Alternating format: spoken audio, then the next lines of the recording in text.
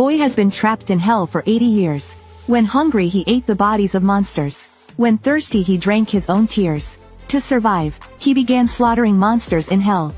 Just as he thought he couldn't hold on any longer, a system notification suddenly appeared. Do you want to return to Earth? Without hesitation he pressed, confirm. Flash of bright light followed. When he opened his eyes again, he found himself lying on a hospital bed unable to move. The surroundings made him question if this was a dream or reality. Only when his mother hugged him tightly, and he felt the warmth he had long forgotten, did he believe he was back on Earth. In the next moment he became panic. He had survived for 80 years in hell, only to wake up in this fragile body.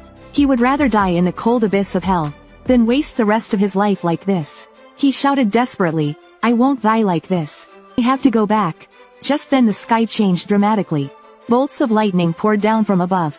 The familiar sight made him freeze. Why is there a void rift here? These only exist in hell. Before he could react, a syringe was plunged into his body.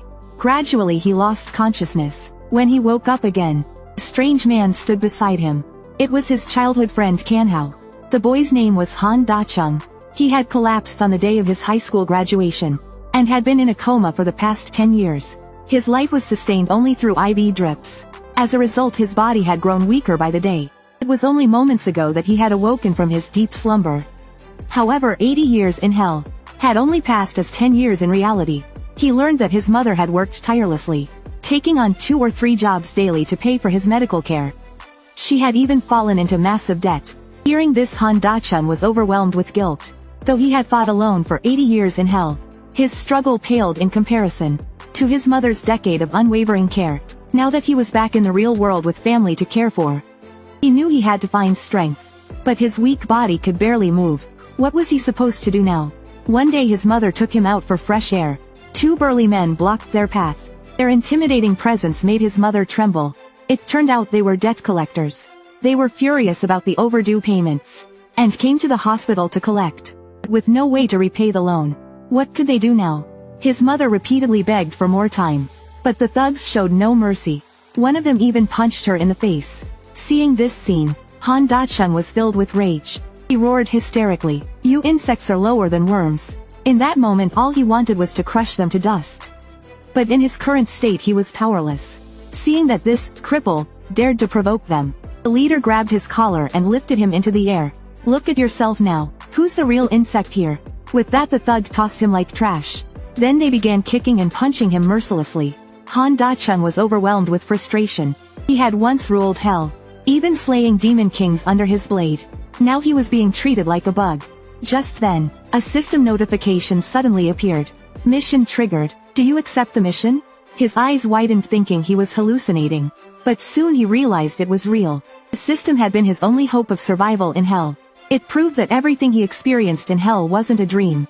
Without hesitation he pressed, accept. Suddenly the entire world froze. Manifestation mode active. Reach the target within 10 minutes. Completing the mission will grant a healing elixir, and restore 10% of your physical strength.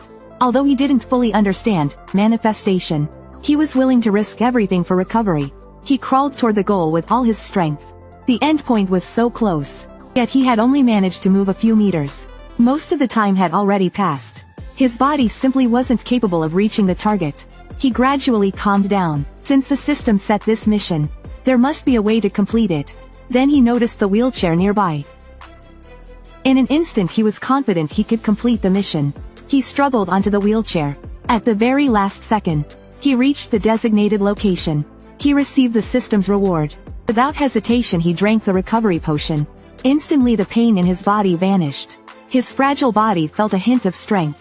At the moment he completed the mission, the world returned to normal. The thugs who had been beating him suddenly noticed he had disappeared. They were dumbfounded. When did he get over there? Just then, a nearby security guard noticed the commotion. He rushed over to check on them. The thugs gave up at last, and hurriedly made their escape. Watching their retreating figures, Han Da-chung etched their faces into his memory. One day you will pay for this. The former king of hell had given up his destiny to return to reality as a mere human. But when he reclaimed his throne, a cry of agony echoed from hell. The beasts imprisoned in pandemonium begged for his help. But faced with their desperate pleas, Han Da-chung wore a sly grin. He had fought them relentlessly for 80 years. struggling to survive, and now they expected him to save them? What a joke, he thought. He ignored their pleas, and left the Pantheon without hesitation. At the hospital, seeing his strange behavior, his mother's face filled with worry. The doctor confirmed her suspicions. Han Da-chung is indeed an awakened one. Han Da-chung had sensed something was off for a while. Though he kept focusing on missions, he couldn't ignore his mother's unease. What happened during my 10-year coma? What changed on Earth? When he returned home, a girl startled him. For a moment he couldn't recognize her, until his mother asked, "Where have you been all this time? Why didn't you answer my calls?" It finally dawned on him. He had almost failed to recognize his own sister. Although he had been gone for 10 years, his sister's transformation was remarkable. Then her words struck Han Da-chung with guilt. "You look like you're doing well, but we've been living in hell every day." With that, she grabbed some money and left. Just then there was a loud knock on the door. The same thugs from before had tracked them down. In no time they tried to force their way in, but his sister calmly opened the door and walked out. The thugs were surprised by her indifference. Although they didn't stop her, the leader gave a sinister grin. One of the thugs barged into the house. Their mother fumbled through her wallet, apologizing repeatedly, but the thug pushed her to the ground, dissatisfied with the money. Seeing this enraged Han Da-chung, he threw a powerful punch, sending the thug flying. "Let's settle this once and for all." The leader, seeing his underling knocked down, began to hurl threats, but in the next second he was slapped 108 times.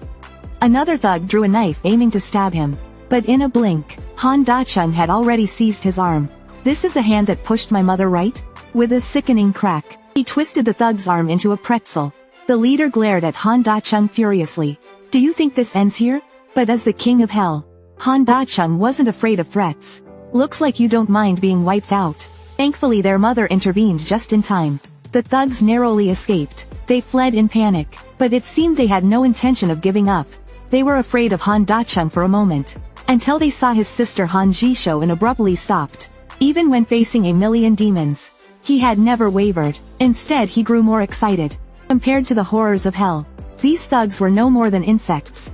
But like a relentless tide, even smashing them one by one wasn't enough. Meanwhile his fight was being broadcast live. The viewers were thrilled by his ghostly movements. Many sent generous donations in admiration. But as more monsters swarmed in, Han Dasheng's energy was running low. In a brief moment of distraction, a monster managed to ambush him, and sent him flying with a heavy blow. But such an attack could never harm the king of hell. As he stood back up, the monsters' heads exploded one after another like fireworks. Thanks to that blow, his magic power was slightly replenished. "I'll make sure you all die painlessly." With that he disappeared once more. Meanwhile, a streamer kept moving closer, trying to capture Han Dasheng's face. It wasn't until Kanhao intervened that he stopped his reckless behavior. However, as they headed toward the sewers for shelter, a monster blocked their way. It raised its club ready to strike. Fortunately Han Da-chung arrived just in time and killed it. He then led them into a nearby shop for safety. "Hide here for the next 20 minutes, he instructed.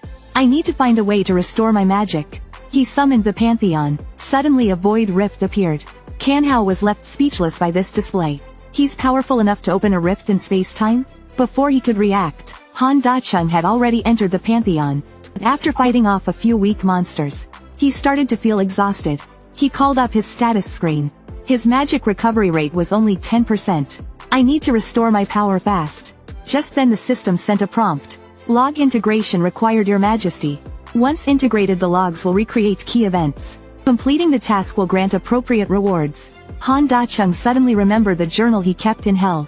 Back then he recorded every day's events, to stop himself from going insane. He hadn't expected the system to use it now. As magic energy surged around him, the system began imprinting the contents of the journal. Memories from his 80 years in hell flooded back. Though it was agonizing, he endured it all. The next moment his magic surged to its peak. Opening page 16. Predator's Grove. Mist filled the air, and silence descended. He found himself standing in a dense forest. Suddenly a massive figure appeared behind him. Its eyes glowed red, radiating beams of light. A laser shot straight toward Han Da-chung. This gigantic creature was a weapon created by the gods to attack autonomously. It had to be dealt with swiftly. Thinking quickly, Han Da-chung leapt forward, and threw a powerful punch. The enormous white colossus collapsed with a thunderous crash. Defeating a divine weapon wasn't that simple. Its arms morphed into countless whips, lashing wildly at Han Da-chung. Using his agile movements, he dodged the relentless strikes. When he reached the creature's core, he delivered another crushing punch. This time the white colossus shattered into pieces. But just as he turned around confidently, a glowing red orb made him freeze. What would the Shadow King's first test as an awakened one reveal? Only 5 S-rank awakened ones existed worldwide, but Han Dacheng vowed to become the 6th. After all, being an S-rank granted a massive monthly bonus. All he wanted was to live an easy life. Under Canhao's anxious gaze, Han Dacheng entered the Awakeners Association. A crowd had already gathered for the evaluations. Judging by their expressions, few seemed confident of passing. As Han Dacheng patiently waited for his turn, a commotion erupted from the testing room. A man claiming to be One Punch Man was arguing endlessly with the examiner. "I've gone bald. Why didn't the test detect my awakening?" He insisted the machine must be broken. The crowd burst into laughter. But Han Dacheng grew impatient. His mother had made a delicious bowl of spicy soup, and was waiting for him at home. With a sharp smack to the man's head, Han Dacheng glared at him like a demon. "Can't you see others are waiting? Go home and come back when your partner's hair falls out too." The man, trembling from Han Dacheng's intimidating presence, silently turned and left in fear. After confirming with the examiner that the machine was working, the man slunk away dejected. Though he seemed reluctant to give up, under Han Dacheng's threat the man left in frustration. The beautiful receptionist gave him a look of surprise. The pressure he exuded was far beyond that of an ordinary person. If he was an awakened one, he had to be at least B rank or higher. Meanwhile, the association's director received an urgent notification. He was told to personally observe the testing room. Could it be an S-rank awakening, he wondered? But he quickly dismissed the thought. An S-rank doesn't appear so easily. When he arrived at the testing room, he saw that it was packed with onlookers. To his astonishment, the crystal orb used for testing had shattered. Just moments ago, Han Dacheng had placed his hand on the device. The orb began to shift colors uncontrollably. The observers were baffled, unsure of what was happening. Suddenly the orb cracked with a sharp sound. In disbelief they watched as the testing device broke down. Han Dacheng too was startled, cold sweat on his brow. All he wanted was a peaceful, easy life. And yet he had somehow blown up the machine. He worried, will they make me pay for it? The director considered the situation carefully. Continuing the test might just destroy more expensive equipment. Reluctantly he told Han Dacheng, "This is the first time we've seen this. If you want to proceed, you'll need to undergo a boundary test. This test is used when the crystal orb fails to give a result. It involves manual evaluation by senior examiners. The results are based on strict standards and are just as authoritative." After hearing this, Han Dacheng reluctantly agreed, and went home to await the boundary test notification. After Han Dacheng left, the receptionist shared her thoughts. Could the device have failed because Han Dacheng's power exceeded the crystal orb's capacity?